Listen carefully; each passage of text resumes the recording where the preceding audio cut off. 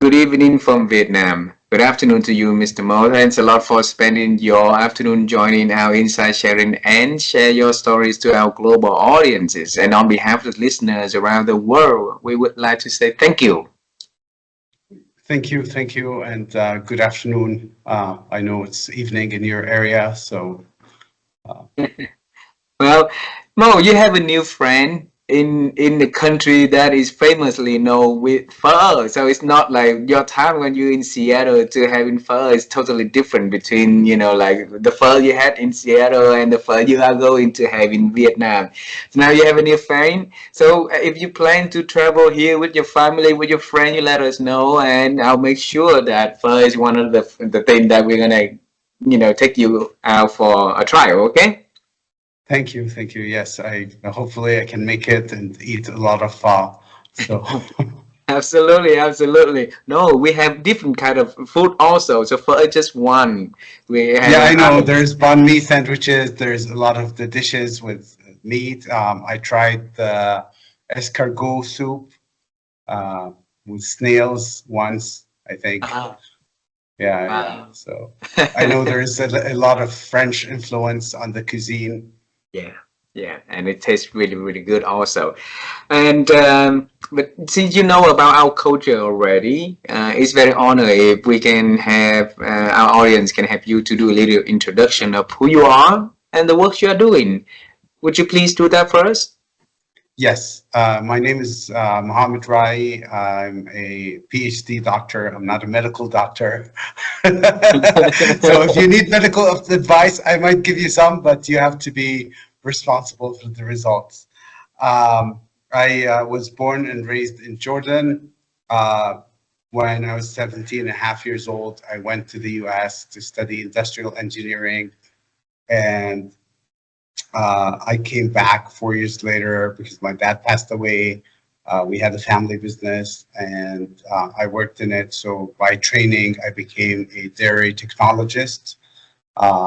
The company produced yogurt and cheese and these kinds of things. So I had to learn dairy science and dairy technology and food technology, microbiology. So even at that early, even before I actually graduated, I decided that I wanted to be multidisciplinary. So I Uh, had interests not just limited to engineering or business. I had so many different interests. I still do have many different interests, technology, all of these things. So I was fortunate that my dad worked in Germany. He's from Jordan. He was from Palestine, and then moved to Jordan after the 1948 hostilities. And he worked in Germany. So when we were young, we'd go to Germany every other year, and that had a bit of influence on me. Then I went. I knew that I wanted to go to the U.S. When I was about to finish high school.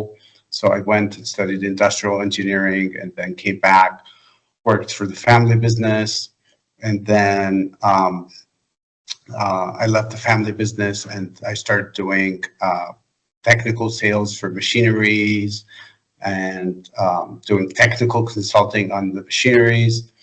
And then I realized that I was good in the consultative selling area. So I decided that I want to become a consultant.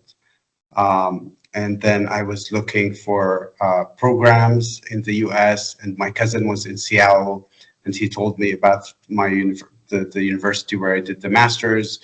I looked at the different things they did, and they had organization development, they had a whole systems design, they had management. It wasn't a traditional MBA, so I ended up going to Seattle, and then later I did my PhD in leadership and change. So both my master's was in management and leadership, and then my PhD was in leadership and change. So that's as far as my educational background. I'm also a credentialed ICF coach. I got to the coaching a bit later. Originally, I was like, oh, I want to do facilitation because I like working with groups, and I still do. And then I also found that I also like one-on-one doing the coaching work. And then I started doing also dissertation coaching for doctoral students. So this is dissertation coaching for doctor client students, right? The dissertation coaching is different than regular coaching. So regular coaching, you try to 70 to 80% of the time, you're not providing any suggestions to the client. You're asking questions, and using these questions, the client gets to find their own solution or their next steps. Whereas with dissertation coaching, I provide a lot of the expertise. So the client might not know a specific methodology. So I mix when I do dissertation coaching. Sometimes I ask coaching questions. What's most important, or what topic resonates with you the most? What's the most important research question? You know, what research resonates with your values? So I mix a bit of the coaching, the executive coaching, with the dissertation coaching. But in pure executive coaching, you're not supposed to offer advice without the asking the client first, can I offer a suggestion, for example? Whereas with the dissertation coaching, you're providing a lot of the expertise around methodology, around writing, it's one of the things that I want to mention around writing is that my first language is not English, but I really didn't like the English language. But then somehow I fell in love with it and ended up helping people write better. I ended up editing 2 academic anthologies. So it just, the fate has a funny way of changing the person. I know. So if English wasn't your favorite, you're not loving English. You didn't love English much when you were younger. So what kind of language was your favorite one besides your own? Well, I learned, so the 2 languages that I speak fluently are Arabic, my native language, and English, which is not my native language, but I speak at native level. And then I learned basic French. I love it, but I'm not very good at it. But I didn't put the effort. When I went to France, I realized, oh, I actually learned something in school and was understanding some of it. And then I did Duolingo. So if I had energy to study another language, I would put effort into French, and I learned some German from my father. And then I was in Germany for several trips for business, so I learned a bit more. So these are the ones that I feel I have enough of the basics. So, you know, but I could also learn Spanish. Romance languages are very similar. But I haven't decided to pursue any other language at this point. Uh, I want to bring you back to your when you were younger, because now what I wrote down in here, you are the doctor who help people to become doctor. So not the medical doctor, whatever the doctor, maybe the different PhD that they are pursuing, but you're helping with the dissertation research, right? With the coaching. So you're helping make more people with to spread education around. That's very noble works that you are doing. Allow me to bring you to time, okay? And let's exploring your childhood a little bit here.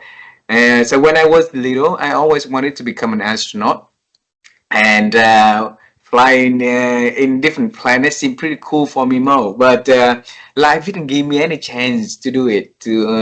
So I want to know, when you were young, when you were little, what was your dream about the job, the things that you're gonna be doing in your future, though? I can't say that this is, you know, when people, I don't know about Vietnam, but in the US, it's common for kids to say, I want to be an astronaut, I want to be a police person. Here in Jordan, typically people like hear, I want to be a doctor or an engineer. and but seldom does anybody say, I want to be an AI researcher, or because even in American culture, the what you see in the movies are people who are, in the army, or you never see like rare professions where one friend of mine is a not a gamification developer. So it doesn't exist in the media that you can Mm. find out such a thing exists. So you just hear your dad or see the movies and decide, I want to be this, because you have no idea. Your world is very limited when you're so young. But Uh, anyway, when I was around 15, I was really interested in physics and science and all of these things. And a cousin of mine had studied industrial engineering, and I was like, okay, I like math, I like physics.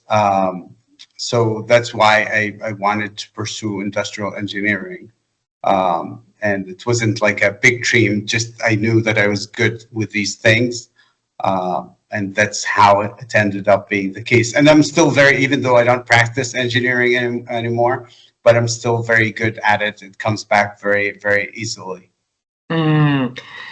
So you said that you had a dream to come to America when you were very young for education, right? You traveled with your Yes. father to Europe, to Germany, to other countries, but you decided, at young age that you prefer the education system in America to go there. So why America? I had no idea what was like. It was, I just knew that I wanted. Well, my sister was already studying in America. The A bunch of my cousins went to America in the 80s. They all came back, so it wasn't something outside the realm of the possibility. But really, I didn't know what America was, and when I was looking for a university, it was based on the brochure. I have no idea where Kentucky was, Yeah. or where or Ohio. It just, the marketing, I fell for the marketing. And then not a lot of places offered industrial engineering. So I got accepted at two places, Northeastern on the East Coast, and Fresno on the West Coast. And through sheer luck, I ended up at Northeastern. So there was no like foreknowledge. Now you can, at the time, there was no internet. You could, you just asked people. My uncle, he studied at the American University in Beirut, and his professor he graduated from Massachusetts, from the Massachusetts College of Pharmacy. So he sent everybody there because that's all he knew. He loved the professor. So there was no logic to it, no research. It wasn't like at the time we knew the rankings or any of that. But my experience, I went to Northeastern for my bachelor's, and then later on it became a top 500 university. Wow. So it was, there was a bit of sheer luck. I can't say that I had the foresight Yeah. uh, about anything. I was just like 17 years old, and my parents didn't know the system in the US. So it was all foreign. Now you can learn a lot with the internet and AI and all of these things. Uh, so after graduation, you came back. You worked for your family a few years, and then you decided Yes. to pursue a career outside of the family. Why? Uh, the kind of work that I wanted to do, it required me to leave the family business. So Wow. Okay. Is that normal in your country if you doing that? Because in our country, I no, had the same situation. Yeah. it's generally not normal. Not normal. So how did Yeah. your Well, father, right? well, my father had passed away, so it was my Oh, sorry. brother, and there was a bit of conflict. Also, my uncle was uh, owned part of the business, so there was a tiny bit of conflict, but Hmm. eventually, Even so, I understand. So now you move to become a technical salesperson, and you mentioned one word in there that I want to explore. Then you said that you just realized that you're good at consulting, okay, and you want to become a consultant. And that realization is very important because a lot of us out there working at not realizing what we are good at, so we keep carried by the day and stuff, right? So how did you have that realization that Mo is good at consulting?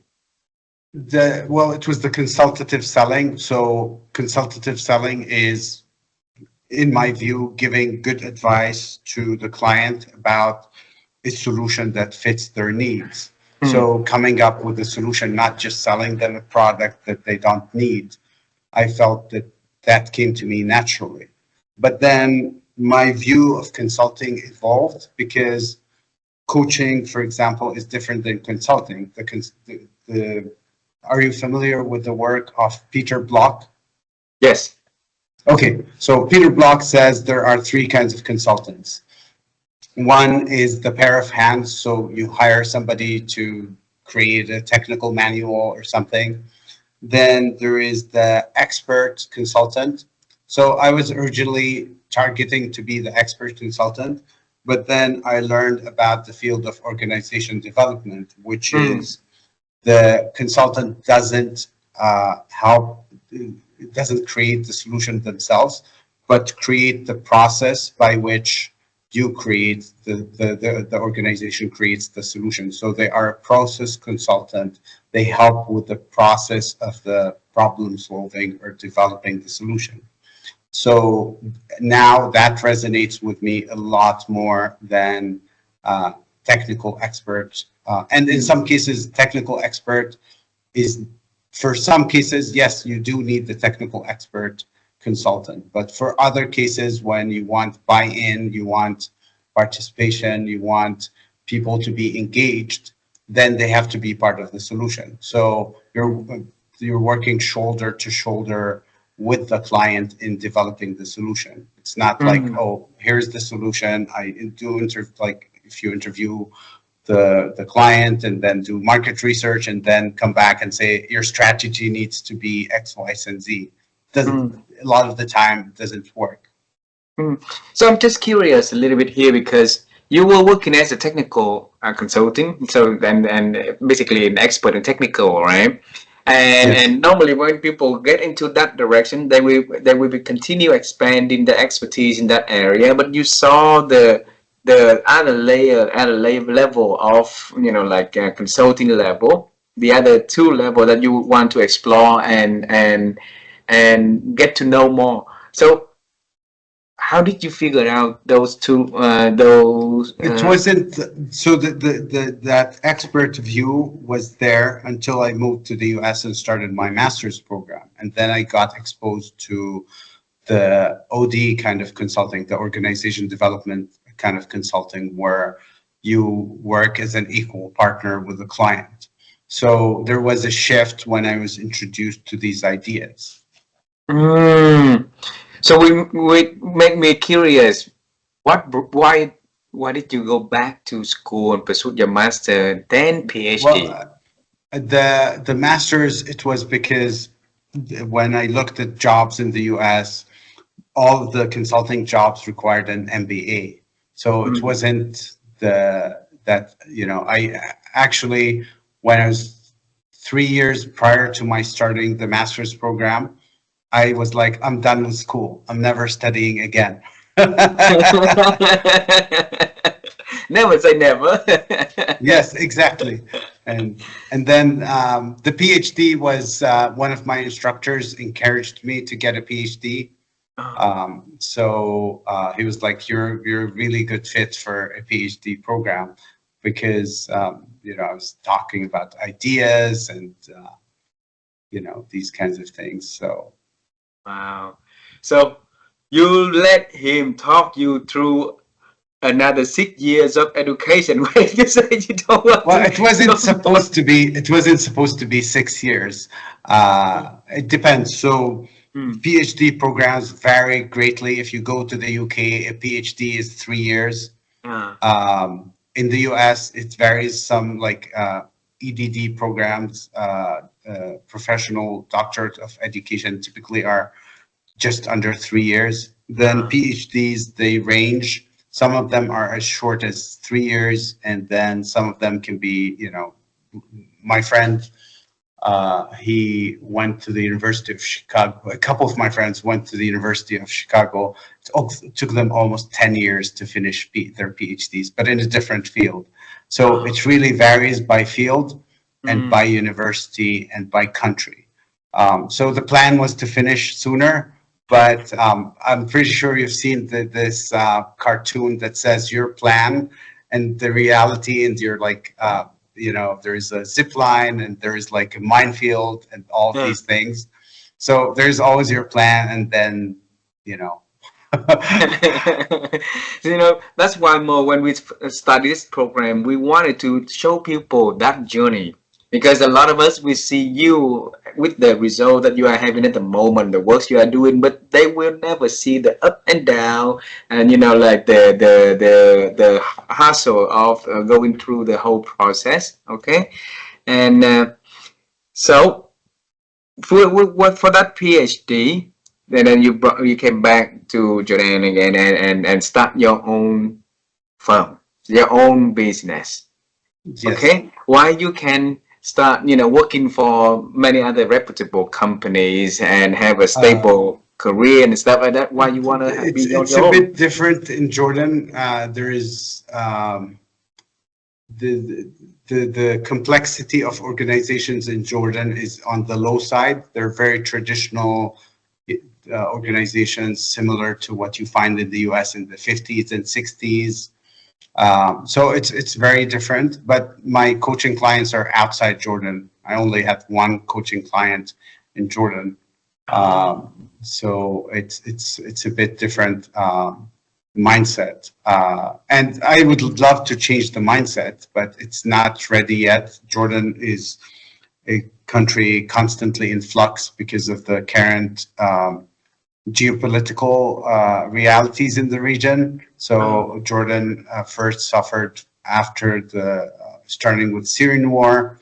Then as soon as the Syrian war kind of petered out, then COVID happened, then the Ukraine war, then the Gaza war, now the Lebanon war. So, and we're very resilient, but there are limits to resilience. So the economy has been growing at 2.5%, which is not high for a developing country. Wow. So How everything looks like at the moment? Is it getting better? well, I think they're projecting around 2.5, 3% growth over the next 2 years. If the war in Gaza ends, then we could, the economy could get restarted. But tourism is down 90% in some areas. So a lot of people are just afraid of coming to the region, even though Jordan is very stable, very secure. But some people kind of say, "Oh, there's a war next door, therefore it's dangerous to come." And there is a tiny bit of danger, but it's in people's minds, it's a big danger. Wow. So definitely the one other thing that I want to say around the PhD journey is that I took a lot of detours, but they paid off in the end. So I didn't, some people, they want to finish the dissertation or PhD in as short a time as possible. So they just focus and zoom in on just one topic. They don't care about anything else. I took a very scenic view of knowledge. So I explored the fields of adaptive leadership. I explored adult development. I explored the person is coming. So can we just pause and then I come back and yes.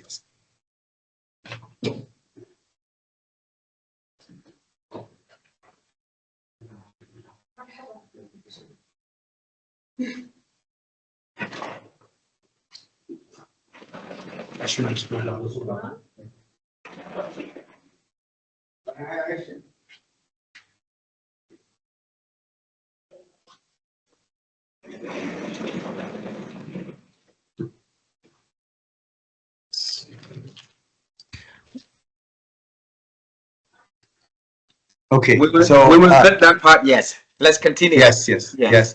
So I want to circle back to my PhD. A lot of people usually focus on just their topic. They only learn about it and nothing else. And that's one way of doing a PhD, because at the end of the day, people see that you have a PhD. They don't know how much work it was. It could be little or it could be a lot. In theory, my approach to a PhD is that you are an expert in your not just your topic, but in the field in general. You have a lot of expertise, Mm. and the people who just focus on one topic, they don't know anything outside that topic. For me, I took a more scenic route, and explored a lot of topics: adaptive leadership, innovation and creativity, adult development, some psychology, and a lot of it paid off, because then I was able to bring in my knowledge of adult development into the books that I edited, a lot of the, even into my coaching. So it wasn't wasted. Yes, there was extra money involved, because the longer you stay in a PhD program, the more you pay, unless you get a scholarship, or you're in Germany where they pay you. Wow. Well, so why people select a easy path to go? Okay, and I believe that there's a lot of people in the PhD program we choose the road that a lot of people travel. You follow Viktor Frankl and chose the path of less travel. And by looking at the cynic uh, root of the whole situation, and took it longer, let alone about other resources that you have to put in. Just the time itself very longer, right? So why did you decide to take the harder path? I love knowledge, so it Mm. was there was constant struggle between, I want to explore this topic and I want to finish my PhD. So Uh, I was able to pull it all in together to some degree in my dissertation. So all the extra exploration, and a lot of it I was able to reuse in writing book chapters and in my scholarship. So it wasn't wasted, but it wasn't. There was a constant struggle for me. Oh, I want to learn about this. I want to become an expert in this topic. So I had, and I don't tell people to do what I did. I actually I tell them not to do what I did. I tell them, if you want to explore a topic, explore it before you start your PhD, because the money counter is running. I see. But because of your interest in many areas, I that's how your the professor who invited you to the program, PhD program, saw that creativity inside of you, saw the man with ideas inside of you, saw that potential inside of you, right? So tell us, how could you how could you live a life with ideas and generating more ideas? Why so many people out there are dry on ideas? Part of it is out of necessity, but I might I want to give. So for a lot of people now, there was this before COVID, this discussion around online learning, Mm, but I there is an aspect of learning that people ignore, which is the social learning, which is learning from others, and also the role of the instructor. So some people fall in love with a subject because of one instructor. mm, Just like my uncle, he had this one instructor in Massachusetts, and he was like, "Oh, you know." So in college, I had one instructor. He was my advisor, and I would go to him and say, "I want to take this course and this course, and I don't want to take this course, and I don't want to take this course," and he would just sign on it, uh, because he had trust in me and my abilities. And then in my master's, I had two instructors that were saw my abilities and potential, and they would, even after I graduated from my master's, I would get together with them for lunch and coffee. So people a lot of the time say, "Oh, you need to get an online degree," and for some things, yes, for some people, online degrees work, but that building the relationship with one of your instructors is really important. And mm, the dissertation coaches that I get, they failed to build that relationship with their their dissertation chairs, and then that's why they need my help. Because if the dissertation chair was giving you good advice, you wouldn't need somebody like me. mm, So it just, you know, so uh, this is really important in that love of knowledge. I think my love of knowledge started very early. So Mm. I'll give you a short story. Yes, please. My sister used to have novels for children, and my sister was 7 years older. So when I was maybe 10, I started selling them on the bus in my school. Mhm. So I think maybe I was 8. Then maybe after I sold 10 or 15, I wasn't interested. I decided to read one of them. And then I was hooked, and that's how I started reading. So discounting, just looking at the books that I read since I became an adult, um, by mid next year, it will be 1,000 books. Wow. Was there any other person in the family a big influencer on the Well, journey of education? my sister was a reader, but also we grew in a house that had books in 3 languages. My father could read German perfectly, so we had in our library we had books in German, in English, and then in Arabic. So I think having that library really helped. Also, some of my closest friend and cousin, he read a lot, some very similar readings. My sister read, so that had an influence about how I got into reading. But it was by accident that I decided to read the books that I was selling. Nothing got wasted, right?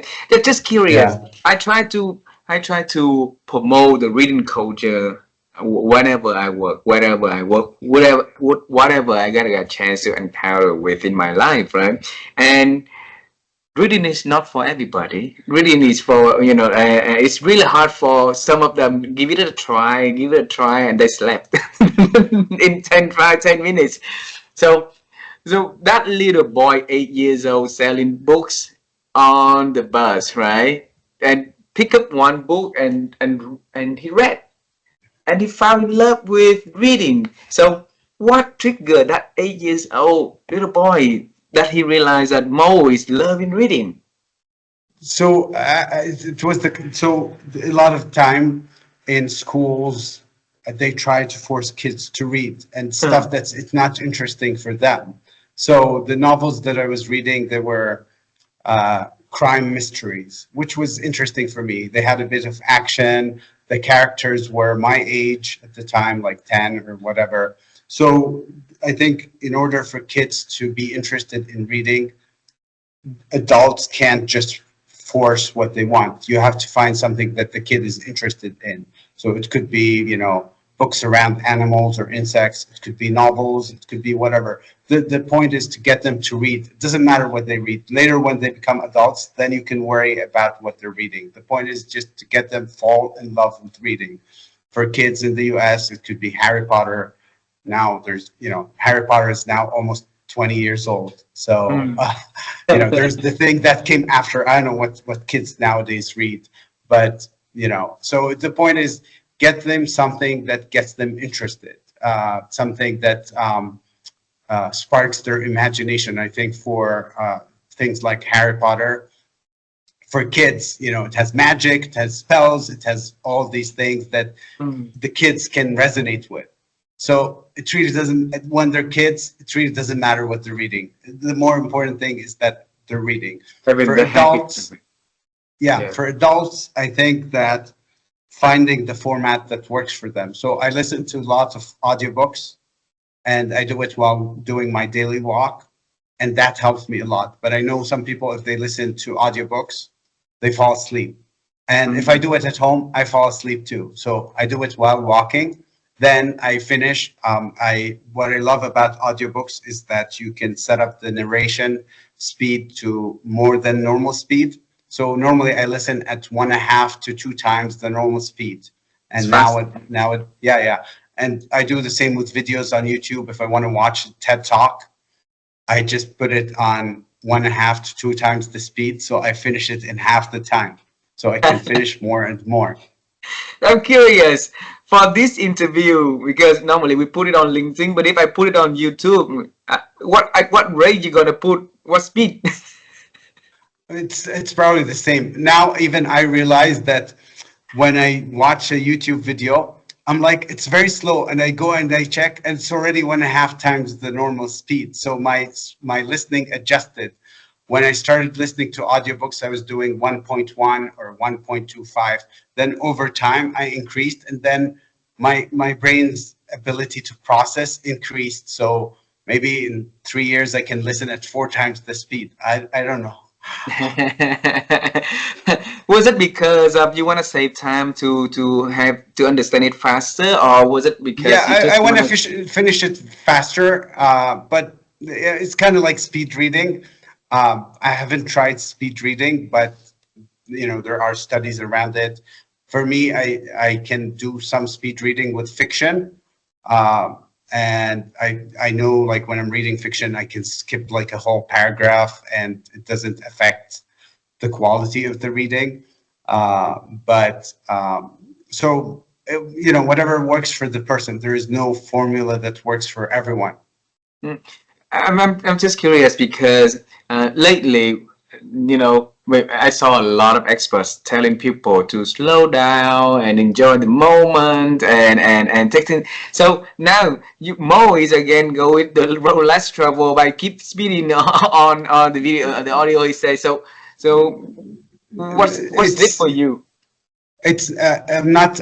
You can do both. So you can Uh, slow down. So it's not like I'm finishing a book in one day.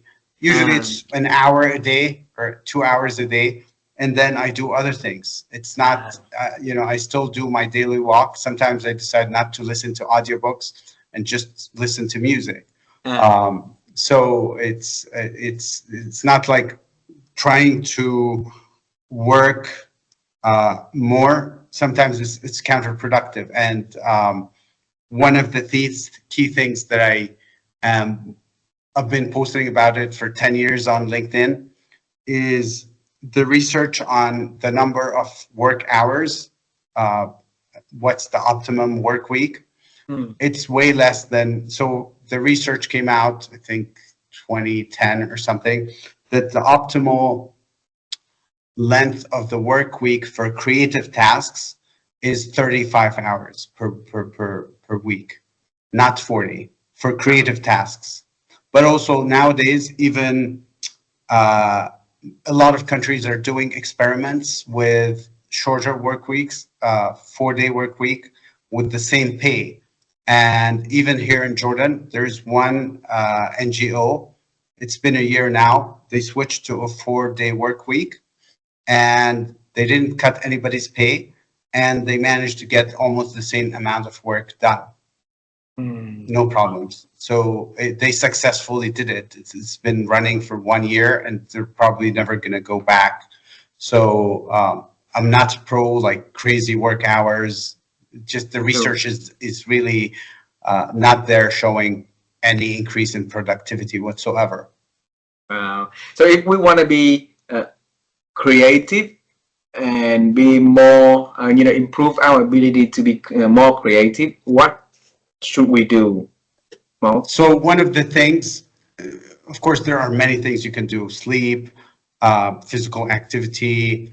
But if I was doing it, asking you a question from a coaching perspective, I would ask you to observe every day the time you are most productive. So you come back in a week or 2 weeks and say you have a diary or something and say, oh, I was most productive from this time to this time. Um, and then you start to guard your time, trying not to have distractions during that time. So I use the word productive, it could be creative too. So I Mm. would ask you a question like, when you were most creative or innovative, what was going on? What were you doing? What were the conditions? Who were you with? So I would slowly you start to realize that maybe you're most productive when you're swimming. I get a lot of ideas in the shower, for example. Oh, Um, but even when I was doing my own doctoral dissertation, I was reading a novel and I was extracting ideas for my own dissertation from it. So everything can be a source of learning. Just a novel can be a source of learning. If you pay attention, anything, any interaction, any activity can be a source of learning, whether for creativity or for leadership. So for creativity, you could be doing one activity and then say to yourself, how can I use this activity as a metaphor towards the thing that I want to do? So Mm, you have to have an open mind to look for, to just realize that anything can be a source of ideas around anything. I mean, you've seen it with biomimicry, for example. Biomimicry is finding ideas in nature and trying to apply them into more like consumer products by mm, mimicking nature. mm, So anything can be a source of idea, but you want to be more creative. You want to cut sugar, figure out like, the optimal diet, what's best for you. Not too much coffee, not too little coffee. Some people, the coffee makes them jittery, so drink something else. Take breaks. There's research around the optimal amount of concentration, like around 45 minutes, 50, and then take a break. For studying, for example, there's something called interleaving, where you study one subject for 45 minutes, then you switch the subject. And even though it might be distracting, then a week later you realize that you understood both subjects better than if you did 3 hours of study of the same topic in one night. mm. So there is a lot of research around how to improve learning, how to increase productivity, how to increase creativity. Of course, each person has to find what works for them. So this is where a coach might ask you these kinds of questions that help you figure out when you're most productive, when you're most creative, and so on. Earlier, you mentioned in this conversation, one word is very important is observe. You ask your clients to observe what works for them, right? And Yes. years ago in our human history, observation is a one critical life and death, skill for many of us. But now, why that skill becoming something that we are lack of ability to using it, and then somebody has to remind them, and you are reminding the PhD candidates, which who are really really smart people themselves already, for the basics ability. What happened to us? Well, I think, there is just 45 years ago, there were only 3 channels. Now there's 500 channels, and then numerous channels on YouTube and Vimeo and all of these things. So there's, even myself, I have Kindle. I have 5 books open at any given time. My audiobooks, they have 5. So in the past, you had the luxury, if you bought a book, that's all you had. There were no other distractions. I have Mm, 5 other books to distract me. So the amount of stuff that's out there has exploded exponentially. So that's one factor. The phones now are like, I really hate notifications. I keep getting notifications, emails. I really hate emails. So it just, so there's that. But also, I can't say how mindful people were in the past. I know in Eastern cultures, at least among the, so I wrote a book about spirituality. I've been meditating for 6 years. I co-edited a book about spirituality, and I also wrote one. But the point is about meditation. The mindfulness meditation is about being mindful. The goal is mindfulness when you're not meditating. So being mindful of what you're doing, and we do a lot of things around on autopilot. So the goal of the mindfulness meditation is for you to become more mindful.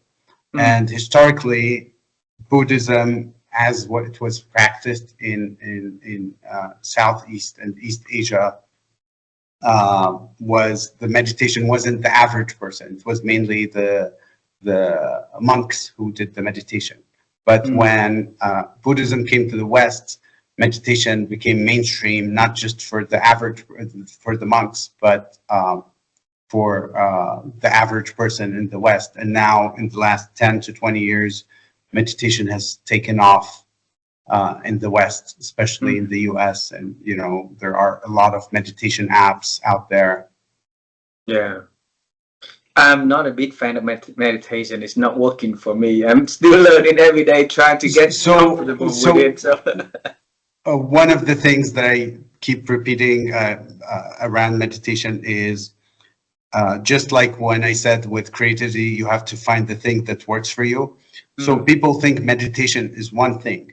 It's mindfulness, but that's not true. There are 100 different, more than 100 different kinds of meditation. So for you, it might not be mindfulness meditation. And even if you try it, you might not like it, but it actually might benefit you anyway. So, you know, at least in Buddhism, there is the Tonglen meditation, there is the loving kindness meditation. There are many other meditations from Buddhism, but in Hinduism, there are the Tantra-based chakra meditations. There is the mantra meditations where you repeat a mantra. So people think meditation is because in the West, mindfulness is what took off. They think meditation and mindfulness are the same, but they're not. Just mindfulness is one type of meditation. I got it. I got it. Thanks for the explanation. I will. I think my best time of the day, like you say, and then when you talk about observing the best time of the day, I think it's for me is a time that I walk in the morning, and like you, I have a list of TED talks already prepared, and I just listen and keep on, you know, on the road and enjoying that. And I think it's really helped me to be mindful about the road, the day, and the feeling inside of me. So is that a same form of mindfulness or meditation right there? It's a bit tricky. I mean, it's maybe in a similar spirit to meditation, but you know, it's really hard to say it is actually meditation. So, but if it helps you, it helps you. So, you know, I'm not going to say, you know, if meditation is not for everyone. Like I tell people, you know, if you try all these different kinds of meditation and still like it doesn't work for you, go do something else, like yoga, physical yoga without meditation, prayer. If you know, it depends, whatever works for you. It could be swimming. Is the thing is, if an activity, so there are certain brain waves that are produced during meditation. I forgot which one, theta or beta or whatever activity you do, if it produces the same effect as mindfulness meditation, then you're all set. It doesn't matter. Got it. Got it. I have a few last questions for this conversation. All right. And one question I ask every speakers joining the program is about thinking, because my wife and I personally, we on the quest to help people to improve their ability to think, because we know that our thinking capability these days has been diminishing. So if we can pick the brain of experts out there or how they improve their ability to think, that would be wonderful to hear their advice. So the question for you is, how have you growing your ability to think over the years? Yes. So for me, the topic of thinking is one of also these areas that I took a detour in. So people think there is one kind of thinking, but there are many kinds of thinking. So there is critical thinking.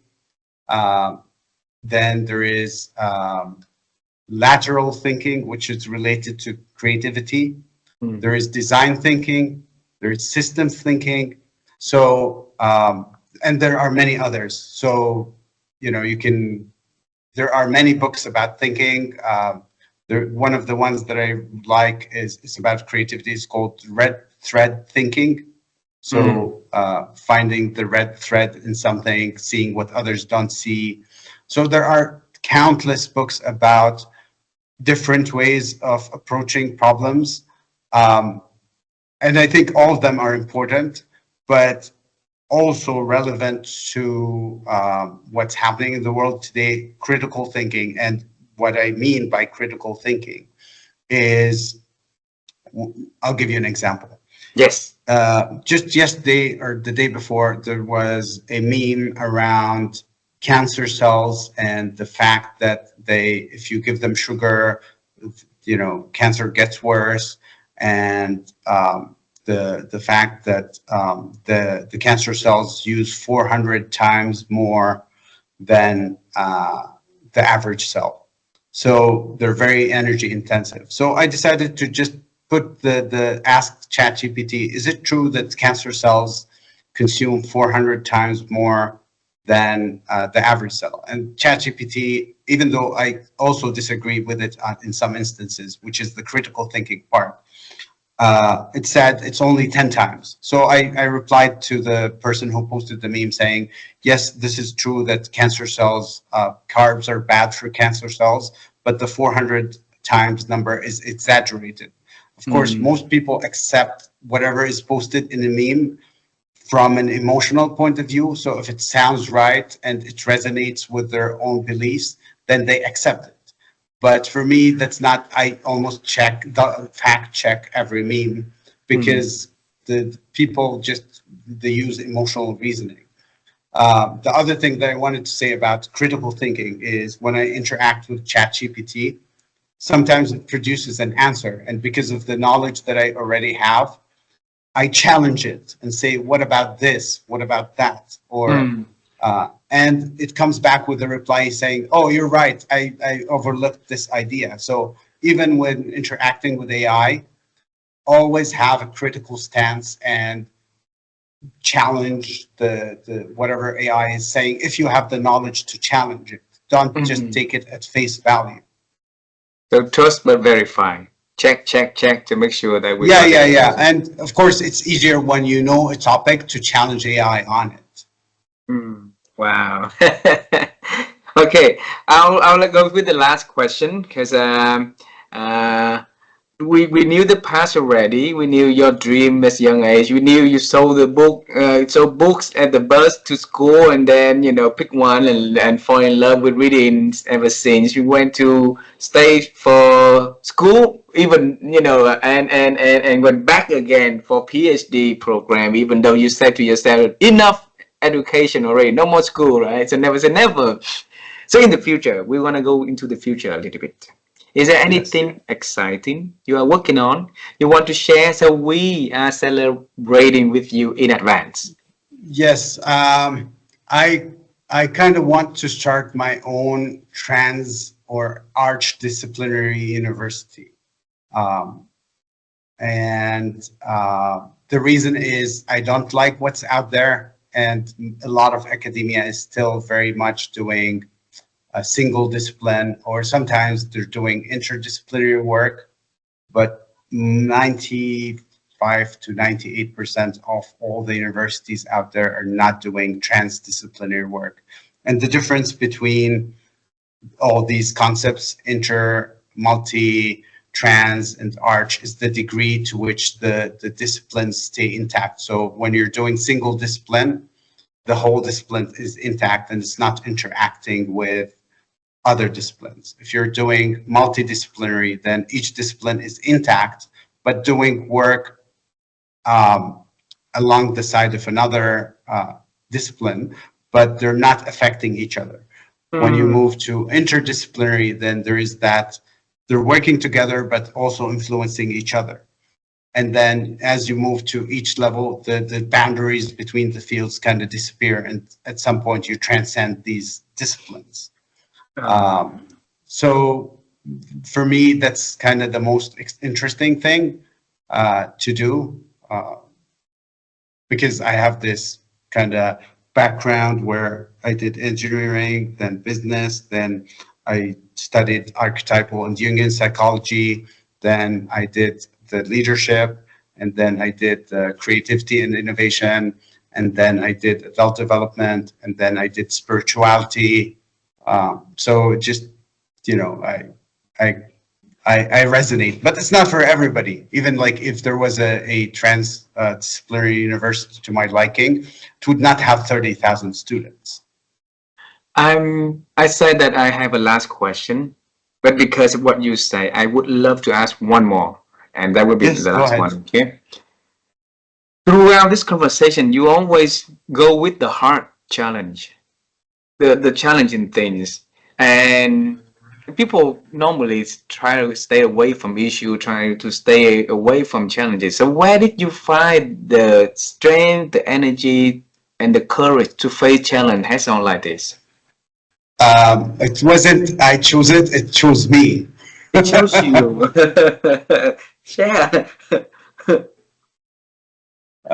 It's just there is some some people talk about a calling. So Yeah. my path is not the AC path. It is what it is. It's I have to accept it. My path Um, is the long path. It's not the straight line. It's not the traditional path. so with that, I wish you on that path, on that journey, that not a lot of people travel with you. We find some people to travel with who have the same passion, the same courage, the same ambition and vision, so that your journey is not going to be lonely. Your journey going to be having a lot more fun and can have a lot more impact to many other people. All right, that's our wish for you. And if anything that we could do to support you, let us know. Okay. Thank you. Thank Thank you. you. So, my friend, we are waiting for the next time. The next big thing is coming to Vietnam, and then we're gonna try different kind of pho, different kind of food, different kind of dishes in this beautiful Yes. country. Okay. Yes. Yes. And you can come to Jordan too. Yeah, yes, when it's safer, like you say earlier, it's safe. Yeah. When the war ends. All right, my friend. I need to let you go for other things that you are doing, and thank you so much for spending your afternoon joining the program and share your stories. And I really love you. We see you in person one day. Okay. Yes. Hope so. Thank you very much. Thank you very much. Bye bye for now. Okay. Bye bye.